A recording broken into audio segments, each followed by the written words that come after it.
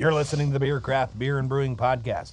Tune in every Wednesday night at 6:30 Pacific for a dose of beer and brewing banter with your hosts, Ben Holm and Andrew Ziegler. So hop aboard for some wit and wisdom in the Pacific Northwest, because it's always beer 30 on The Beer Craft.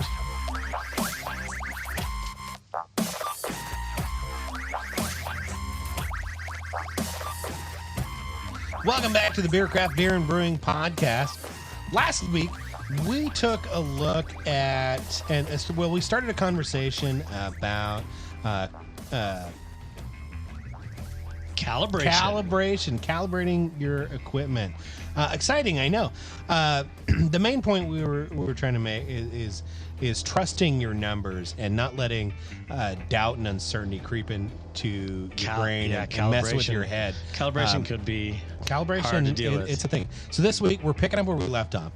We're going to be talking about your scales, your pH, regulators, carbonation, serving. But before we can do any of that, there's something important we need to do. You know what time it is? It's time for Beer 30. That's right. We got some more pub beer. Beer. You know, to wet our whistles and loosen our lips. Oh, you gotta crack that. I do too. Yeah. There we go. Cheers. Right out the can with the first slug right. You know it's always beer 30. It's always beer 30 somewhere. You know, if it's 5 o'clock somewhere, it means it's 8 a.m. somewhere else. So might as well have a fucking beer. Yep, and we only have pub beer today, Ben. That's okay. I enjoyed it the last time. I'll enjoy it again. But that's okay. You know, my rules for the summertime drinking were one craft beer, then Rainier. Right. I'm just gonna drink all day. Yep. You know, make my first the good one, and then just supplement for the rest of the evening. Once I lose objectivity, I pull out the cheap beer. It doesn't matter. And drink it up. Yeah. It's like whiskey. You know, you drink the shot of the good stuff, and then sip on the the middle shelf. Scotch is fucking expensive. It is. Are you all right over there? I just suck at aliving. You know, choking on some tasty bubbles. Well, you're choking on head over there. I know how you like it. Turns out. How you doing, man? I am doing great. I know it hasn't been long since we last talked. Sun's gone down a little bit. It's about 5 degrees lower. Yep, it's been nice. Yeah. I was telling you that it's going to rain soon because I noticed that the dandelions have put up their spires. So the dandelions want to put up their little things in order to spread their seed before, then it'll rain. I'll have to clean up some of my gear then in the backyard. Yep, get that out of the way. It's getting time. It just got dark in this studio. Is that? It did. I think we blew a fuse. That's very interesting. Yeah. It's going to be kind of hard to read a script in the dark. It's admitting we're script readers. Yeah. Yeah. Hey, got notes, got scripts. Try to keep it. Yeah. You didn't write it big enough for the screen to. Right. Illuminate the paper. We need a little flashlight or something. That's all right. We'll take a little break here in a minute, and we'll address the lighting. We can situation. do the rest of Beer 30 in here. Yeah, it's dark. It's fine. And we got the warm glow of the monitor here. That's right. The warm glow of television. So back to the weather. I think I'm going to have to mow the lawn tomorrow. You know, the more you put off mowing the lawn, the quicker it'll rain. That's right. Yeah, that's right. I just have to remember to do that, and then I've got to clean my gutters. And it's best to do that when it's not so sloppy, rainy out. Yeah, it's time for me to get up on the roof of my building. Got a flat roof. It likes to collect pine needles and crap from the neighbor's yard. Yep. That has a tendency to clog up the scuppers on the flat roof. I mean, it's the flat roof. It's actually lined with the same material they line swimming pools with, the vinyl. Yeah, it's essentially a fucking swimming pool on my roof. Wow. Yeah. And what's over the top of that?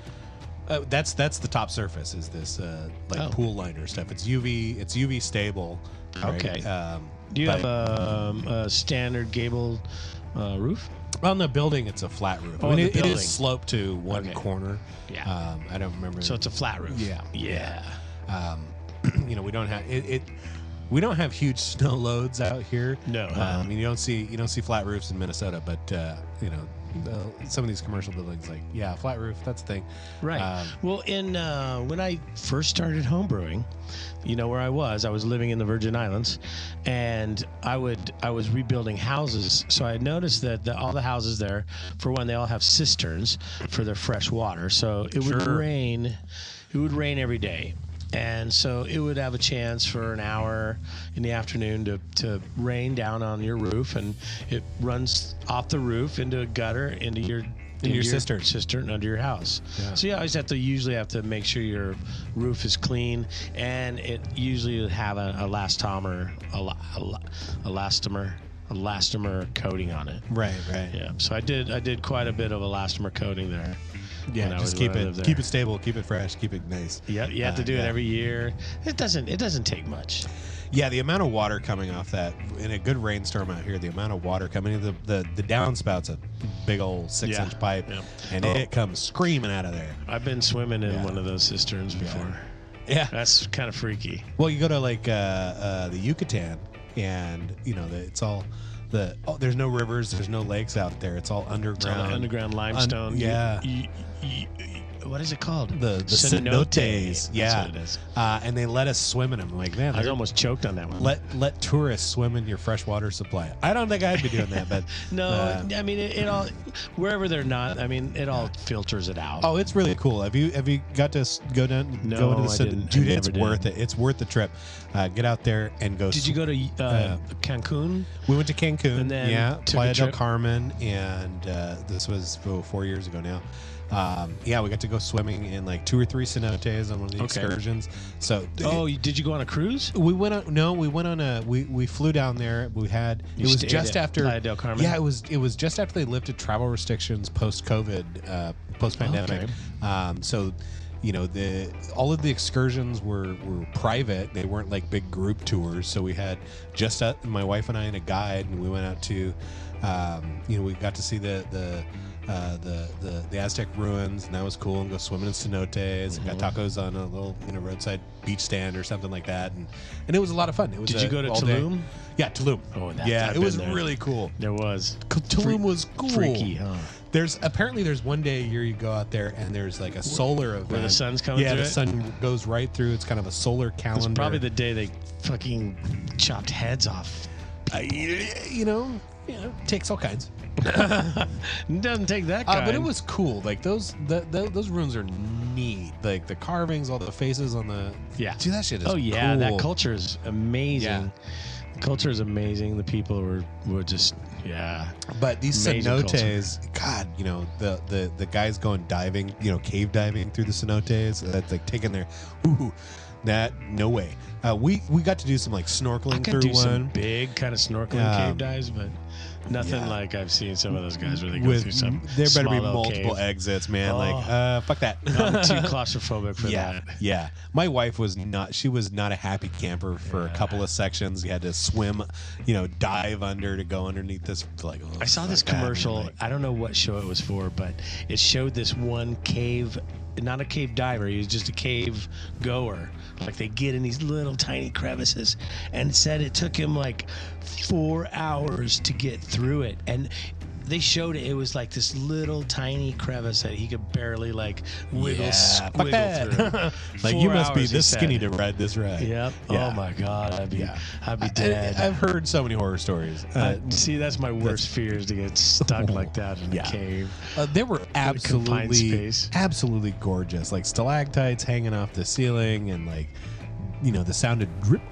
Just crystal clear water. Just the coolest experience. Like it was the inspiration for Hugh Hefner's grotto. I get it. Why I understand why he built one in his mansion, and it's fucking gorgeous. It's just about the most magical, kind of place you could ever go swimming. And I guess so. These were like the entrances to the underworld, right? Like that's kind of cool. Like I get it, man. This is the underworld. This is cool.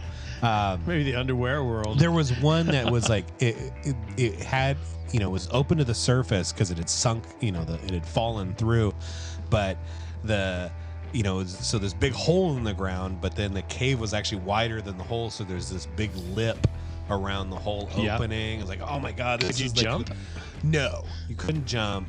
There was a ladder in there. I mean, there's like sharp rocks on the on the bottom and stuff like that. So, but it was it too tall? It was quite a drop. Yeah. It was probably like a 20-foot. We climbed down a ladder. It was like stairs and then to a crude ladder and down onto a little deck. What's the highest you've ever jumped? Oh, the highest I've ever jumped is water? probably only like I'm a chicken shit. Like there were some pilings, like an old mill pilings out in the lake by my house, and it was probably 16 feet up, and we'd climb up there and jump. I mean, I don't know how fucking tall, but dude, it took me like all summer. The first time I did it, like took all summer to get up the courage to do that. I don't. Cliff diving, fuck that. Fuck that. I've jumped off like 50 feet cliffs. Jeez, before. yeah, I pucker my butt, man. That's crazy. not happening. Yeah. Yeah, there's this place out in Arizona in the it's called the Box Canyon. I don't know what the formal name is. We would call it the Box Canyon. And you'd have to you go there, everybody go there and swim, and everybody go there and kind of like you could tube down a little bit of it. But once you got too far, you couldn't get back because the falls were too high. Oh, yeah. I mean, you'd have to crawl, you'd have to walk along the top, and then you can trail back down in, but you couldn't traverse the creek bed anymore. And there were some really tall spots you could just jump right down into the creek. And I mean, you just jump down and you just hit the water, and you'd feel hitting, just sliding down the rock edge like a wall. Fuck that. A rock wall. Yeah. Well, that's the wall you were jumping off of. Yeah. Yeah, you're jumping off that wall, just whoosh, and then you feel it when you're like way down there, like wow. That's nuts. Yeah, it was fun. I don't have the constitution for I mean, that. I did that when I was young. When I was Young and stupid. Yeah, 20s. Yeah, I went skydiving when I was in my 20s too. Like, Yeah. I don't think I never did skydiving. It was kind of a blast. Like we jumped from like 14,600 feet. It was a tandem jump. I had about a minute of free fall. And it wasn't like terminal. We had a little parachute. It's called a droog hanging out, like slowing us down to give you more of the thrill ride. But we went up. Okay. And the plane we were in was like they called it the Caravan. It was a big boxy looking plane, and they had a professional jump team practicing. Yeah. So 12 fucking crazy knuckleheads just like go out of the plane all at once. They climb out onto the wings and struts and fucking landing gear and like hanging off in there, so they all release at the same time. They're nuttier than fucking squirrel turds, man. Those people are fucking crazy. That would be entertaining. Yeah, and it was one of these like it had been cloudy, and we're like trying to wait for the cloud cover because it's illegal to jump in cloud cover. You can't see what the fuck there is. But we're like, they got this team on board that's paid money to go out too. So like, better go now. If you don't say anything, I won't say anything. So we went up there and we got to jump from higher than we probably higher than we were legally allowed to for tandem. So it was a pretty good fucking. Apparently my friends on the ground, they jumped first. They took the first flight up. Their plane actually lost oil pressure, so the guy was like, "Well, it's a good thing you guys are wearing parachutes because you got to get the fuck out now, so I can get this bird on the ground." Damn. Right? Yeah. So they all jumped. And he was able to safely land and take that plane off to the maintenance shed. So we got a different plane, the Caravan, with this other dive team. So apparently my friends on the ground waiting for me because I was in the second crew. They could hear me scream all the way down. I was having a blast. I did like a somersault, like 3 fucking end over end out of like get down to the edge of the plane and squat, get squat down and just lean forward, man. And just 3 somersaults out. It was fucking cool. Were you tandem? Yeah. So you were with the other dude. The other dude's doing. Yeah. Because if you kind of like stabilize you or whatever. Yeah, if you don't have a license, you can only do tandem. You can do tandem, or you can do a pull cord. Tether. So a tethered jump. It's a lower altitude. You jump out and immediately pulls your chute. Yeah. Those you could solo, I guess. That I didn't need that. Man. I wanted to free fall. I wanted the free fall. To feel the free fall. I remember I got hit to the ground and I called my mom. It was my birthday, so I called my mom. Or she called. Happy birthday. What are you doing? I was like, I just went skydiving. And then she dropped the phone. My dad gets on like, that's a hell of a thing to tell your mother. I'm like, well, I survived. Yeah, I'm here. I made it. Still here, Mom. It was fucking cool. It was really cool. I shouldn't do that again. I have a pretty bad neck, and my doctor's like, yeah, I don't recommend that. That kind of like compression forces are not good for your scenario. Yeah. So I'm like, Heard. Copy that. Hey, bucket list. I did it once. So it was cool. That's all I need. I've never done it. Yeah. They were doing. I did it down in like Snohomish, the little Painfield. Or is it Painfield down there in Snohomish County? Snohomish Field or whatever. Yeah, something. Yeah. It was pretty cool. Painfield. That's in Everett is Painfield. Yeah. No, this is Snohomish. So yeah. Little field. I think it was like this is. I'm old, so it was 20 years ago. But it was still like $200 or something like that. It was worth That's it. not bad. That's fun. not a bad price. I mean, going up in a plane and having them teach you how to do the and that was like you got to take a 4-hour. No, it was lesson. a 20. It was a 2-minute, 20-minute lecture. Yeah, because you're tandem, so somebody else is in control. But they're like there's here's the signals we're going to use because talking is kind of a nobody's going to be able to hear you past fucking 4 feet. So this is the fucking no-go, this is the signal we use, and this is how you level off, and you're holding your hands out, kind of, like right. in a stick 'em up kind of thing. You said you're somersaulting at first. Where at first, you're holding your hands in. So yeah, you squat down, you tuck, and you just fucking your momentum throws you over and over and over end. And then when it's time to level out, you throw your hands out. Superman it? Yeah, to your side. Yeah. And that'll level you off. Now the resistance, wind resistance keeps you level. But if you wanna turn, you drop one leg, one arm, and you now do you're one of these. Flying now. So it feels like fucking flying, dude. Wow. So we did like lateral 360 degrees. So I saw the whole valley from 13,000 feet, traveling downward at 200 miles an hour. I want to go. You making me want to do that. It was pretty cool. It sounds pretty really cool. cool. And it was seeing off so it was the sun was setting, and so I saw the sunset at a free fall, at 14,600 feet, and fucking cool, very cool. Wow. Yeah. All right. So we're gonna take a little break. We're gonna come back here and talk about some calibration, why it's important, what you got to do to fix your shit, so you can be confident on brew day and not stressing out. Yeah, it's no fun. So we're gonna fix the lighting here, and we're gonna come right back. We'll be there. All right. Cheers.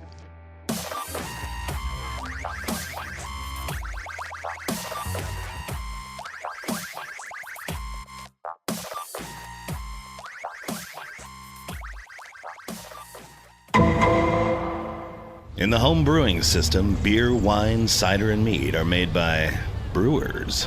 These are their stories, presented by Northwest Brewer Supply. A man in a well-used Mazda pickup watches as a magician pulls an unlimited number of items out of a magic hat. Thinking to himself, he makes a wish that he had one of those hats so he would never run out of beer again. But there's no such thing as magic, only another trip to Northwest Brewer Supply.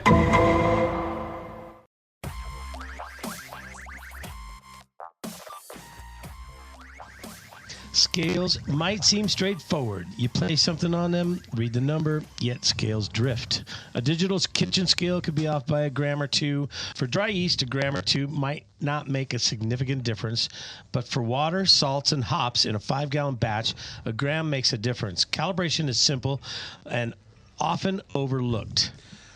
So, calibrating your scale, you can use small weights. You can use coins for small weights. In the U.S., a penny minted after 1982 weighs 2.5 grams. A nickel weighs 5 grams. If you place 5 nickels on your scale, you should see 25 grams. If it reads 24, you know it's light by a gram. Some digital scales have a calibration mode. You press a button, place a known weight on them, and then they adjust themselves. You can purchase calibration weights, but coins are going to be sufficient for our level. That's a lot of coins for 2 kilograms. It is. It's quite a few. Yeah. It's a lot. So they're sufficient for this level. For heavier weights, you can use water. A pint of water weighs 1 pound at 68 degrees. So fill a pint mason jar to the brim, weigh it on your scale. Suppose it reads a pound, you're good. If not, you can adjust the scale or remember the difference. Weight of glass. Well, there's a tare weight on many digital scales. Remember that, folks. Yeah, that's a thing. So the little T or TW is tare weight. It's the weight of an empty vessel. There's a lot of digital scales. You just put the empty vessel on there, hit tare, and it zeroes out. Yeah. And then anything else above that, it's only reading the additions and not the weight. If your scale does not have a tare weight, you are going to need to weigh your empty vessel and deduct that from your weight. It's just a little math. It's no big deal. That's right. So, an analog spring scales need more care. They can drift due to the spring fatigue, using them over and over. They often have a screw to zero it by the scale. So, hang your weight on it and adjust the screw until it reads that correct weight. And check them every, couple months? Yeah. 3 months? I'd say so. Some of those old ones are, Right. Yeah. There's some cool antique ones. We got them for the herb shop. My wife for a spa and herb shop. It's pretty cool. They're a triple beam. You got old triple beam with thing. and we got little gram weight, little brass gram weights. Those are real cool. Scale. Yeah, it's cool. And then you it's put cool. the gram weights on. Yeah, I like that. So hop measurements. Hops matter for bitterness and aroma. Some home brewers throw whole cone hops in by the handful. Others weigh them to the 10th of the gram. If you're chasing an IBU target, weigh your hops and use a calibrated scale. If you're just throwing handfuls, your IBUs are going to vary batch to batch, and that might not matter to you if you're just looking for a general level of bitterness. But if you want consistency, you got to weigh that stuff. Yep, you always have to weigh it. Like yeast is another one you weigh. Dry yeast packets are often packaged in sizes suitable for 5 gallons. So if you make a starter or pitch by cell count, you weigh yeast and you weigh the yeast and the DME. A scale that's off will affect your cell count. Salts and acid additions also depend on your weight. And a heavy hand with gypsum or even lactic acid can change the pH and the taste. Ooh, lactic acid for sure. We have a really low threshold of detection for lactic acid. So you go over that and you're like, this tastes like yogurt. Yogurt, I love Andrew, yogurt. What scales do you use? Have you calibrated with coins? Have you run into measurement errors because of the scale drift? No, I never calibrated with the coins because I tried to calibrate that digital scale I had, and it was kind of the handheld one, maybe 8 inches long, had the little 5-inch round thing. I'd weigh my hops on there. And in order to calibrate it, you need to have a 2 kilogram weight on there, and then you set it on there and Tell it this is 2 key. Yeah. Yep. Until it's set to calibrate. I never did it. I didn't really ever go to the store and buy a 2 kilogram weight for it. Yeah. I mean, I didn't see one that would fit on there for one. Right. You go to the gym and you find these 2 key weights. They're they're big. I'm like, how do I set it on there? It won't fit. It rolls off. Yeah. Fuck it. So, and the thing is plastic. It's like, how am I going to set that many? It's interesting. It's a 2 kilo. I imagine the more money you pay for it, the smaller your calibration points can be. Maybe but most my little digital kitchen scale doesn't even have a calibration point. Imagine that scale. I mean, I'm gonna have to it. check that one next time we use it because we use that quite a bit. For baking and not only brewing but for baking. Now the other scale I had was like a maybe one where you would be in you'd work in a grocery store. Digital readout had the larger flat stainless steel tray with the little lip on it. You could weigh, fruits and vegetables or whatever on it and then calculate all kinds of stuff. I worked at the casino for 14 years and I did pull tabs, and we would weigh the tanks at the start and end of every shift, and we would use the scale to count the remaining tickets. So each tank had its tare weight listed on there, and they had to be thoroughly clean between usages. So the tare weight doesn't drift, but tare weight drifts a thing. If it gets a bunch of dust built up in there, your 2 pound tank is now 2 pound, 04 gram. Maybe somebody spilled a beer in there. We weren't allowed to drink on that side. Customers. Right. But we would have to runs down in there. I remember I would have to count out 200 tickets, and then I would have to put those on the scale and record the weight, and that was now the weight of 200 tickets. So then we would weigh the full batch plus those 200, and it would do the math for us, and it would tell us if we were short in our bank or something, because it's all tightly controlled in a casino. It would take hours, and then you'd have calibration protocols. I'm surprised they didn't have load cells on each machine, so they just knew it live. Cost, right? Like it costs them manpower every single day. Right. I mean, maybe even but then multiple you times have a like day. if you have 10 tanks now, 10 different load cells and need calibration protocols. That's extra labor But just to do all that. No, they only Yeah. need like. Versus one scale that we could manage. Yeah. Well, Again, we were in Still a at lot. the- We were casino protocols. how Not, often did you have to calibrate that scale? that was something that was above my pay grade. Right. Yeah. Because there's a chart for it, and it has to be kept by Somebody, quality. right? And Quality has TGA, to Tribal have Gaming it. would be on hand for those sorts of changes. Yeah, so then, it's probably like 3 months. possibly, Yeah. possibly, yeah. So that's the same as certifying, all of them, even more time than that. Maybe. I don't know. Yeah. It was Who a noodly bit of business. It was fun. Sounds though. like it's It was money fun. to me. Yeah, it was all money, man. Some people though they kind of skip the measuring of their salts. They just rely on taste, or they can rely on pH. I've done that before. Just like throw some salts. Wing it. Yep. Yeah. Well, I mean, like, there's a handful. Like, I remember getting started. We would just throw gypsum. We're gonna add a teaspoon of gypsum to this batch. Right. Like, I don't know. I just what, had a spoon out of the kitchen, right? Yeah, exactly. Or I've got a measuring spoon. I didn't check for accuracy, but just wing it. And Like the I hadn't ceramic done a matter- water report at that point, so I didn't know where I was at. But I know my local water was relatively soft, so a teaspoon, something like calcium, you can have a range of up to like 350 parts per million. And I knew my water from the PUD report was sub 50 parts per million. So throwing a teaspoon of gypsum in there, I'm still in the range. I don't need to know where I'm at. I didn't need to Right. calculate it. I can just throw it in there, and it would tune things up, Soften up your beer a little. Yeah. Water chemistry, though, that is going to influence mouthfeel, the perception of bitterness, and if you add too much gypsum, say you live in a hard water neighborhood, too much gypsum can make your beer a little bit harsh. So calibrating those small scales and dosing those salts accurately is a good thing. If you weigh your salts, know your volumes, you can replicate your results. Well, pH matters. pH matters. I love that. Meters. pH meters measure acidity. Many homebrewers use pH strips or meters.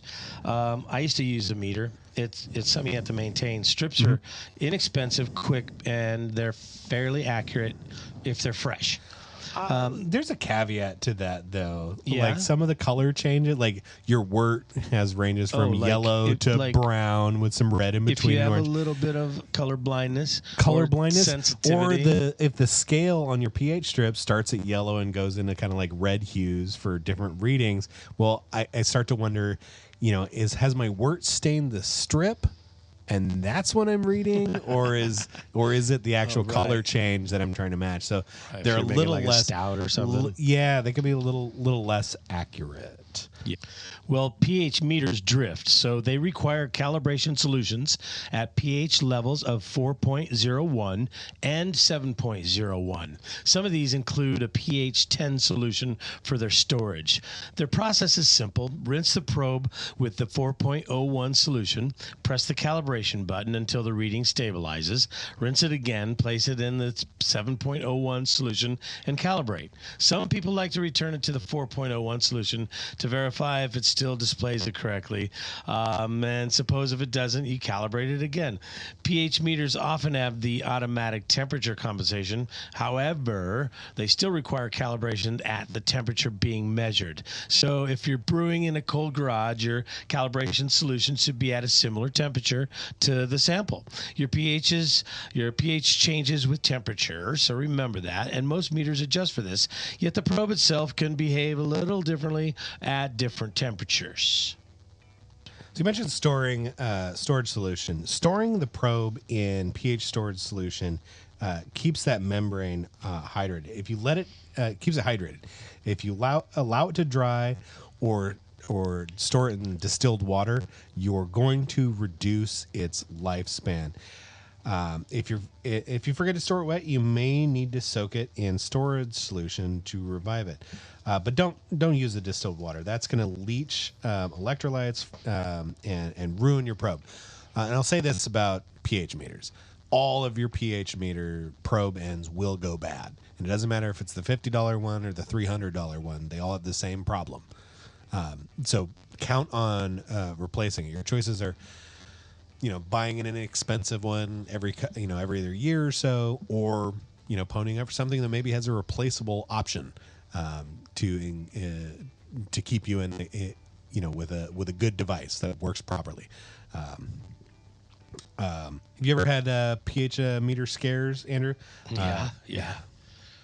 When I was at SVM, we had to do that. We had to keep the meter in the solution like that. Yeah. So I mean, that was scary to go in there into the lab and be responsible for that. Yeah. It's like, dang, lots of extra tech on that. Yeah, you can mess it up. I mean, it can be messed up, so you have to be careful with it. I had this little digital one. It was a plastic handle, and it had a kind of almost looked like a long lighter. Mm-hmm. It's kind of that same thing. Yeah, kind of form factor to it. Yeah, and to be honest, I mean, I didn't keep it in the solution, and it was in full case in like a metal thing, like a wand, but. Yeah, it didn't. I don't think it worked very well. We had a really expensive Hannah. It was like a $350 unit, and in like a big molded case. This was like and it 17. was dry as fuck. This was $17. Yeah. This is $17. Those inexpensive ones are they're almost single use. Yeah, I was like, is it working or not? I've been using the Beverage Doctor one, and it has it's about a $55 device. But it does have a replaceable probe in, so it's like $15 to replace it. Right. So that's nice. I like it there. Easy calibration. Just put some storage solution in there, and it works until it doesn't, and you get a new probe, and you're down the road again. So listeners might be asking why pH matters. Your mash pH influences enzyme activity. A mash pH around 5.2 to 5.6 helps conversion, helps flavor. Wort pH influences hop utilization. Fermentation, the pH of your ferment influences yeast health. If your pH meter is inaccurate, you could be adding too much acid or base, which can lead to off flavors. Calibration makes your pH measurements meaningful. Again, the only good numbers are the ones you can trust. So if you haven't calibrated frequently on your pH meter or not stored it properly, you're taking a reading blind. You don't really know where you're at. So your decisions you make based on that information could be wrong. Almost immediately. Let's talk about some grain mills. Now, the gap between your rollers determines how fine your crush is. Oh yeah. Yeah. A narrow gap can yield a finer crush with higher efficiency, yet can lead you down the path to a stuck sparge. Stuck sparge. A wide gap yields a coarse crush and lower efficiency. So finding the gap that works for your system takes some experimentation. And there's not like really one set point. But once you find something you're comfortable with or a range you're comfortable with, measuring the gap with some feeler gauges. Oh, now you're in trouble. Yeah. What's that? Now you're in trouble. I've done that. I mean, measuring the gap with feeler gauges. Oh my gosh, got to get this exactly the same as that side. Right. Yeah. Because if it's off, now you got a different crush. Yeah, crush on finer on one side. Yeah. Right. Yeah. But some feeler gauges are inexpensive. They're small metal strips with a known thickness. I'm shooting for 040 or between 038 and 040. So you have to do a little math because they don't make a 038. Thickness feeler gauge, so you have to use it. Oh, you're gonna do. Well, you have to use a 020 and a 014 or a 018 to get there. So I mash those two together, and you're looking for just a little bit of resistance. Like if it's too tight and you have to force it through, well, you've now forced it through. It's not really the measurement you're after. You want some resistance, but not a ton. So it's kind of a feel thing you'll get used to as you go in there. But you insert the gauges between the rollers. You get used to it. And it feels where it fits snug without having to force it too much. But you write down that number and you can keep good notes. That's 1-800. Yeah. If you adjust your mill for different grains, and this might be a thing, particularly like oat malt is narrow and skinny, and that's kind of a pain in the butt. Right. You may have to do that, but you can at least return to your preferred gap for some of your other grains. Some people use a credit card as a gauge. Credit cards approximately like 0.76 mil thick, which is roughly like equivalent to like 30 30 mils. It's a starting point. Now, am I going to have to use 2 credit cards because I can use like one on each side of the mill so I can calibrate it from one side to the other? That's an interesting thought. I hadn't really thought about it. I have feeler gauges, and they live under the hood of my mill. Like, I've got a big casing. I thought you were going to say they live under the hood of my Chevy. Right. I was like, well, I got one for that, too. But my gauges just, they're the parts I need. I don't have to fish for them. They're just sticking out all the time. And you've got a cool mill. Well, it's okay. Tools on the rise. Yeah, it's okay. I calibrate it frequent. Like every couple of months, I'll crack it open and see where I'm at if things have drifted. I don't do custom mill settings because it kind of takes. It's kind of fiddly to change my mill settings. Yeah, if somebody wants a custom grind, well, I'll sell them a mill. Because now you're starting to like. Although I am saving up for a new mill. Second guess yourself. Yeah, I'm saving up for a new mill for the shop that has easy adjustment. Yeah, digital. No, it's not digital, but I think Blickman has one that has like a dial, like easy dial that does both of them at the same time. And he over engineers everything, so it's probably like a CNC machine. Probably pretty good. But I got to save up some coinage for that thing. Because I would, there are definitely grains like Carapils is rock hard. So if it's the first thing in my mill, I'm gonna have a problem. I had a 2-roller. Mm-hmm. I had a 2-roller, and I always fought calibrating that thing from each side to the other. I'm like, because it's got the cam on each side, right? It's got the cam on each side. So and it's reversed, so you're like, you're threading the other way. So you're like doing it this way, and then it would come loose or something like that. I recommend you can get a 3-roller. I've never used a 3-roller, and then you're just adjusting the top. Yeah. I've never used a 3-roller. I don't, I've seen them. I've sold them. I don't think you have to adjust them the same. So I think calibrating those. Well, usually there's easier. 2 at the top and 1 in the bottom, and 2 at the top, 1 at the bottom. So you got to adjust those ones. I'm not sure about adjusting that third. I've not used one, so I haven't got to play with it. Can't speak with any authority on it. Calibrating the 2-roller, I was just like, I'll never buy a 2-roller again. I've been running a 2-roller at the shop for decade. I know. Yeah, me too. The bearings are going. We got the hardened steel rollers. They've held up really good, but we grind a lot of grain every day. I come home dusty. The motor gives out. Motor's doing okay. The bearings are going shit. There's no tension around the pulley for the band for the motor, so there might be some slippage. I might be losing energy from slippage on there. It's getting on in years. We grind a lot of grains at the shop. I'm up into like production. I'm running a mill, the equivalent of a production brewery. On a regular basis through that mill. We crush at, between 038 and 040. 045 can do that too. Like I said, I kind of keep it in there. I don't like faffing around with it and changing it every time. But you can't, I know a lot of pro brewers who do. I know Alan at Rockfish Brewing, they've got, when they're calibration, they've got a big sift system that, the gauge on their sifter is they're seeing what their total total grind looks like down to through 3 or 4 layers of through this sieve, a gauge sieve. You're like brewing with powder at that point. Yeah, well, you get into I've been down to Full Sail Brewing down in Hood River, Oregon. They have a hammer mill that literally pulverizes their grain. They have amazing efficiency, but they also but that leads to problems. So they have a bladder press filtration system. So it's a bladder that inflates around 2 screens, and it pushes all the liquid out of those grains. Their grain, the flour that they brew with, goes dry when it comes out of that sieve, that bladder press, which then they sell off as distiller's grain or spent grain for feed stores. So it's a commodity product. I asked him on a tour, I said, well, what was the pay for it, between increased efficiency, lowering your grain bill, and being able to sell the byproduct, how long did it take to pay for that machine? He says, oh, that's a fucking fantastic question. It took 3 years and we're profitable off that expense. And the thing is the size of a bus. It's I wonder huge. how much he sells it for. I'm not sure. I mean, it's not a lot, but you usually have to pay to either you're paying to dump it, or getting lucky and somebody's taking it away for free. Well, you need to be environmentally friendly if you're going to dump that much too. Right, like, that costs. Well, and so the effluence monitoring, you get into so that's all great. Sorts of stuff. You can turn it into a commodity. Yeah, it's pretty cool. Heck yeah, I love the industry. That was kind of a cool thing.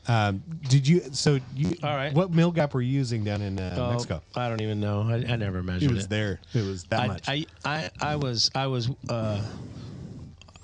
like a credit card or something. Yeah. Yeah. Just kind of that much. Oh, I think my brewer probably did that adjustments many times. He'd be like, and we'd adjust it too tight, and so it'd stick. He'd be like, hey, boss, and I'd have to go in there. All right, and adjust it a little bit, and then it would go. Like, Carapils always does that for us. If it's the first thing hitting the mill, those fuckers will jam in there. Right, a little harder, right? Yeah, they're fucking rocks. And oh god, they're louder than the rest of the grains you grind through them. You can hear those. Like, this fucker's got a lot of carapils in his grain bill.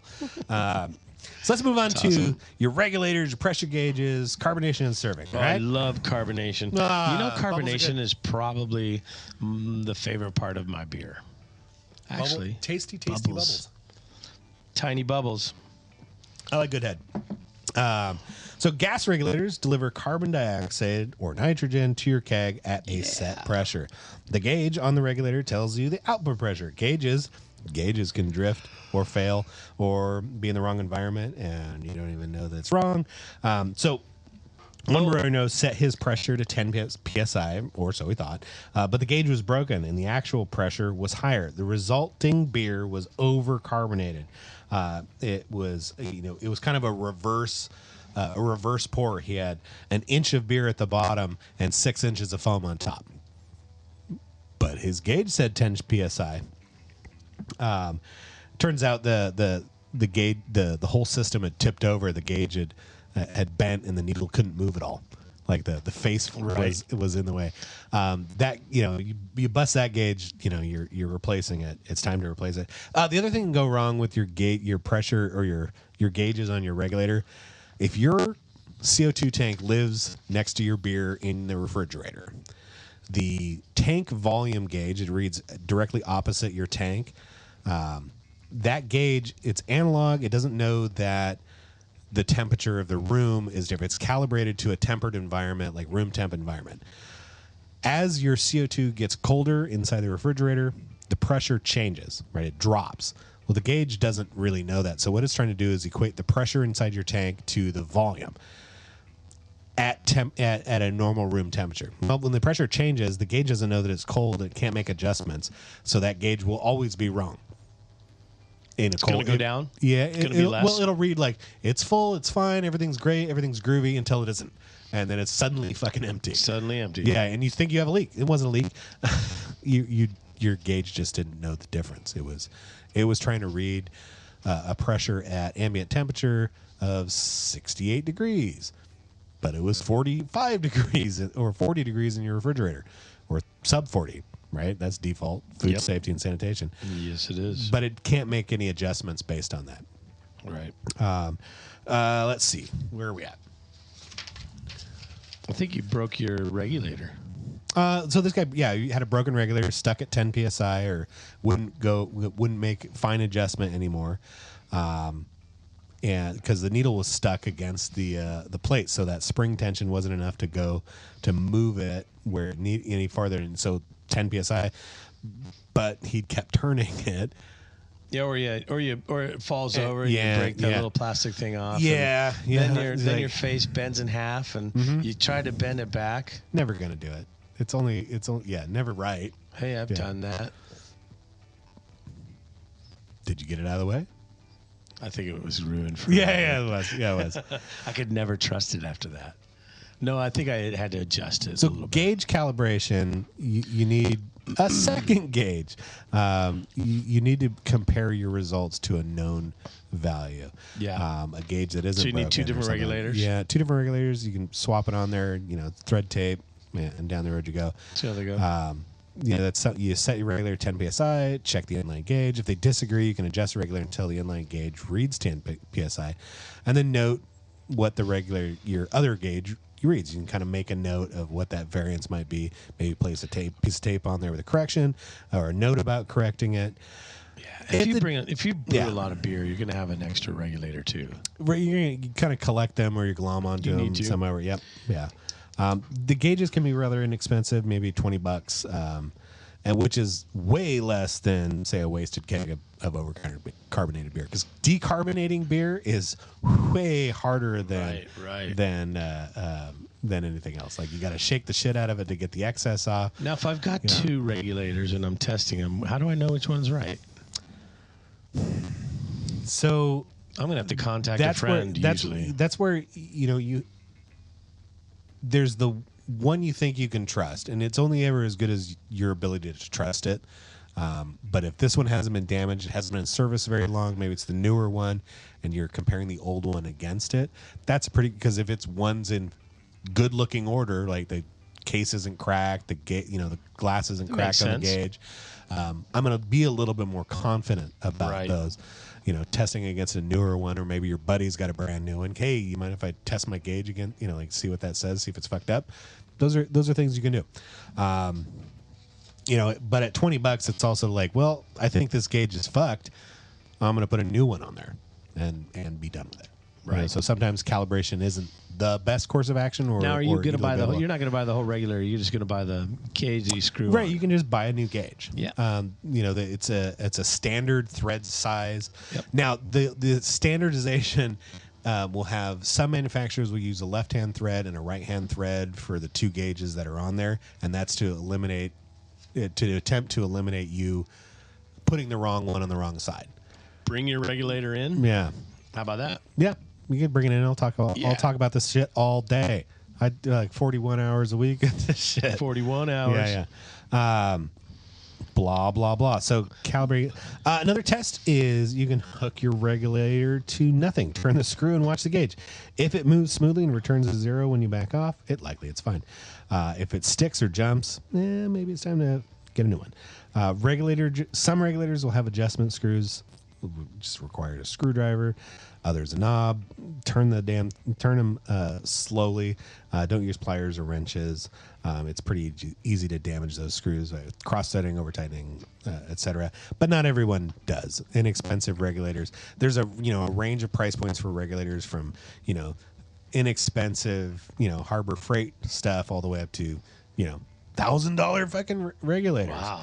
I don't know. $1,000 seems a little high, but some of the American-made, like your Taprite brands, usually closer to $100 for that regulator. Some of those cheaper regulators, it turns out, also make lousy toilet paper for all the usefulness of wiping your own butt with them. They're just kind of garbage. You have a pet peeve. Yeah, I'm not shy about it. You ever had a regulator failure? Oh yeah. The biggest regulator failure that I think we do is probably forget to put that little cardboard gasket in when I'm putting it on my CO2 bottle or whatever, And then I forget and I try to tighten it down, and all of a sudden the next day I don't have any more CO2, and I'm like, what? Well, that little gate, So in the olden days, every time you would change a new bottle, you'd put a new regulator on there. Or you put a new gasket on there. Some modern regulators, though, have a gate or a gasket that's integrated. So if your regulator has a gasket installed on it, you don't use that little felt washer.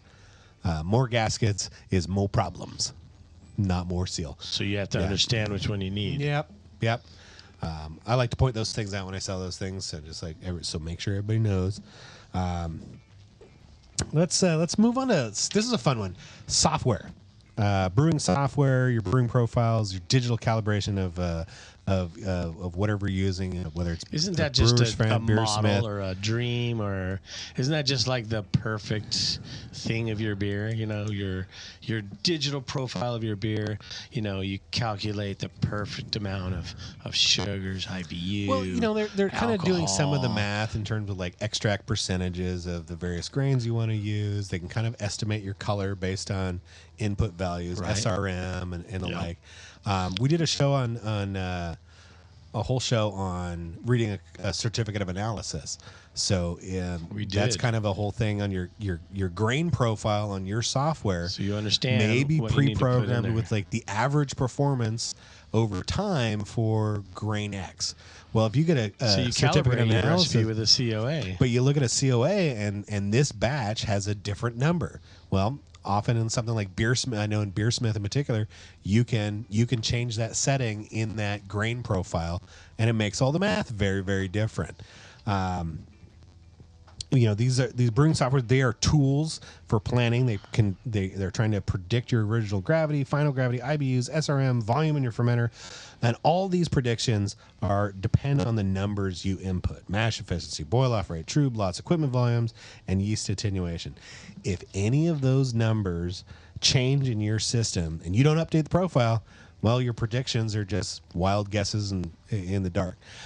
Beersmith, it's a popular program. It has equipment profiles for. I mean, we're not sponsored by Beersmith, but Brad, if you're listening, and you want to fucking throw us some money, that'd be awesome. You want to be on the show? We'd love to have you.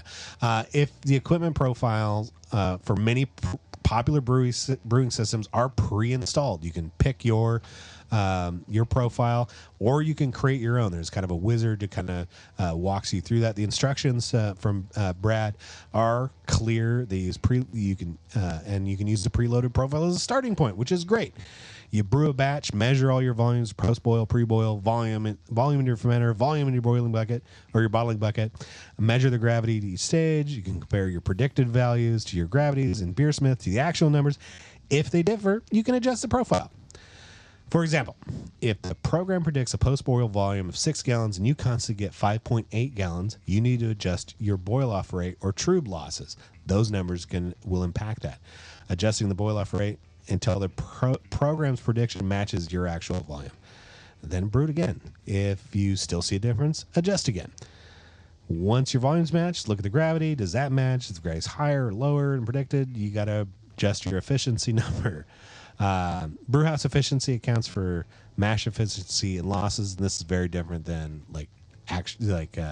total efficiency, which is a theoretical maximum of the sugars that are available in the pound of grain you used. But we have, when we're using the grains we're brewing, our system has losses built in. So that's what brewhouse efficiency is, measuring those losses. I have a personal story. When I got into all grain brewing, I got Beersmith. I was farting around with it, got my equipment profile, and I was hitting my numbers. I was feeling pretty good. But over time, I started making upgrades to my system. I put in a plate chiller. I changed out the hoses. I put a sparge arm on there, and all these little tweaks and changes to the system were not reflected in the profile I was using. I just kept running the same, running the math over and over and over again, and I kept getting weirder and weirder results. And I just couldn't understand for the longest time that, I was hitting my numbers, I was doing everything right. What happened? What have I changed? What have I done differently? And it turns out I just didn't update the profile. One of those things, the hose length. If I have 6 feet of hose programmed in my software, but then I put a 7-foot piece of hose on there, well, that longer hose holds more liquid, so I have more losses that I haven't accounted for in the software, and the software doesn't know it, and the math is all fucking wrong. Right? I think for depending on there's a whole there's charts. Wouldn't you work to use all the volume within your hoses? Well, there's just the friction of liquid moving through a hose. Some liquid gets suck the stuck. sugar out of it. Liquid sticks on the inside of the hose. Even after you fully drain it, there's still a volume of losses, and that's dependent really on diameter. Getting into this stuff. I mean, you can gnat's ass. You're like really saying, "Hey, I have water loss due to adhesion to the inside of the vessel." It's a thing, Oh my and gosh. in something like Beersmith, it gets really gnat's assy about Really? those sorts of things. Really? How much loss can Beersmith tell me I have? Well, you tell it how much you're losing, but How do you know? How do you measure? How do you calibrate how much you're losing? Okay, so for your hoses to chiller losses, you put a known volume of water in your boil kettle, you run it through the hoses and chiller, and measure the output I volume. usually don't have any loss because I don't leave anything in maybe some in my chiller. Barely, but nothing in my hoses. And I'll usually empty my chiller because it'll usually be gravity fed. So I'll usually have a gravity fed if you put so I don't have any remaining if you put 5 water gallons left in your over. boil kettle, pump it through your system, and measure the output, you will have less than 5 gallons coming out of it. Period. Like if my system was completely cleaned, Which it should be. Probably not. Which but, it should be, right? I mean, it will because you have residual water left over. I mean, I don't know how much that is. But can we do an experiment on that? So how much I've done residual these- water is on the inside of my kettle that's dripping down one of those, there? Yeah, one of those calibrations. It's gonna be like a thimble. You're gonna measure your boil off rate. What does your system boil? Like you off said, at? it was 8%, and that's about right. You're right. boiling for But 60 minutes. But then when I bought a 20, it's about 8 to 10%. so we had a 15-gallon kettle on the brew stand, and then I upgraded to a 22-gallon kettle so we could do bigger batches, bigger right? Rate, And you or have a larger bigger beers, surface. yeah. Larger surface Yeah, area so means a you're- higher boil off rate. Right. I never You didn't redid the you test. didn't calibrate anything, and all my did you? numbers were fucking off, and I couldn't figure for years and years. That's a great thing to think about. Yeah. So your boil off test is something you could do. You can do your losses to tube and chiller, tubing and chiller. That's a number that you can program into something like Beersmith, and it'll account for it in your total volumes. What was it? I just thought of another one, and now now it's gone. So there you go. Oh, dead space losses. When you drain out of your mash tun, how much liquid is left in there and is unrecoverable? Those are losses that you can't account for. I can have water loss, wart loss. I can have heat loss, Equipment losses. water loss. And all brewhouse efficiency is taking all those things into consideration to give you that magic number. Pure sacrifice. This is My also kind of losses. like chasing brewhouse efficiencies also starts to feel like chasing the dragon. Right, you're never as high as the first. Now we're kicking ourselves because my beer isn't exactly the same number as it was last week or last month or last 2 months ago. when I brewed Repeatability it. is a thing. It could be your goal. Yeah. But it could be your goal. But should it be your goal? It should be what you strive for. If it is your For goal, real. that's cool. If it's not your goal, that's cool too. Yeah. But if it is your goal, these are the things you can look at, and these are the impacts that are going to make. If your volumes are off, you have less beer. That could be a big bummer for you. If you've expecting 5 gallons and only got 4.5 repeatedly, and you want to know why, these are where you can look. Right. If I'm getting 4 gallons out of my batch, I'm like, oh, I'm doing something wrong. Well, I'm not using enough sparge water, or we didn't do the new boil off rate for the big kettle for years, and we just like, what is our pre-boil volume? We just never figured out, never nail it. We were constantly coming up short. Yeah. And like at the end of the day, like, well, fuck it, we made 10 gallons. If we only got 9 out of it, we still got 9 gallons of beer. So who cares? But it was one of those. What is it, higher power? It was one of those brew higher day. ABV in that. Yeah, one of those brew day. Like, motherfuck, why can't we just get this fucking right? Kind of thoughts that plagues you. You've been doing it one way forever. Yeah. And then all of a sudden you change, Yep. and now you don't realize where you need to adjust. Yeah, exactly. And so these are, we're talking about calibration. This is talking about things you can look at if you're facing these kind of problems. Give us a call. I'll help you through it. Listen to this show. Ben, Yeah, I've talked our ear off today. I've made every fucking mistake that you can do. Been shot out of a cannon for a couple episodes now, man. Right. It's so awesome to hear you talk. I appreciate that. That's good because getting me to shut up's the hard part. It is. You always say that. You're so proud of that, though, too. That's ego talking, my friend. Let's see. So we're wrapping up this calibration stuff. Yeah. I don't want you to think that, all this stuff is like the be all end all is going to perfect your shit. Don't get stressed out. Absolutely. Have fun brewing. Like I said earlier, don't let your system get into your head. Yeah. It's pretty, like, when you get gnat's assy about these things and like measuring to the nth degree, whether it's software or your equipment. Where it's going to help you is a lot of those places where you are going to understand, fixing this or my temperature gauge or where I'm brewing or, did I fix this? Did I fix that? Or did I modify this piece of my equipment? That's where you need to kind of recalibrate your system. And that's kind of like a cumulative thing about what we've been talking about tonight. Yeah. Understanding brew house efficiency. All of the mistakes I made were the object lessons that explained what the textbooks talked about. I'm glad you made all these mistakes, Ben. God dang, I never heard of a brewer that made so many. I don't really think of them as mistakes anymore. I think of those are their tuition, right? They've taught me the object lessons I needed to cement my understanding of these various little noodly ass little bits. Tuition. And my understanding means I'm not up at night worrying about my fucking beer. I'm reasonably confident going into brew day. I should see these kinds of results. It should look like this, taste like this, smell like this.